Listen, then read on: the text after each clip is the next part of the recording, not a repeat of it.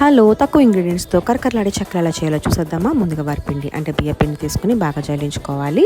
ఆ పిండిలో అల్లం పచ్చిమిరపకాయ పేస్ట్, అలాగే నానబెట్టిన పచ్చిశనగపప్పు, చేత్తో బాగా మనం నులుపుకున్న వాము, అలాగే జీలకర్ర కూడా వేసుకోవాలి.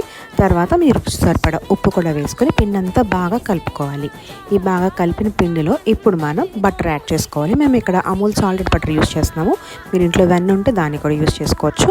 అదంతా పిండిలో వేసి బాగా కలిపిన తర్వాత కొంచెం కొంచెం వాటర్ యాడ్ చేసుకుంటూ ఒక మెత్తని పిండి ముద్దలా మనం చేసుకోవాలి. పిండి కలిపిన తర్వాత కొంతసేపు ఒక హాఫ్ అన్ అవర్ నానబెట్టుకుంటే మనకి చెక్కలు బాగా వస్తాయి. తర్వాత ఆయిల్ రాసిన ఒక ప్లాస్టిక్ షీట్ మీద మనం ఆ ఉండలు పెట్టుకొని ఇలా పల్చగా చెక్కల్లో ఒత్తుకొని నూనె బాగా వేడైన తర్వాత ఫ్రై చేసుకుంటేనే మనకు ఆ చెక్కలు నూనె పీల్చుకోకుండా చాలా బాగా వస్తాయి. చక్కగా ఇలా గోల్డెన్ బ్రౌన్ వచ్చేంత వరకు వేయించుకుంటే కరకరలాడే చెక్కలు రెడీ. మీకు ఈ రెసిపీ నచ్చిందా? అయితే సబ్స్క్రైబ్ చేసుకోండి, మీ ఫ్రెండ్స్తో షేర్ చేయండి.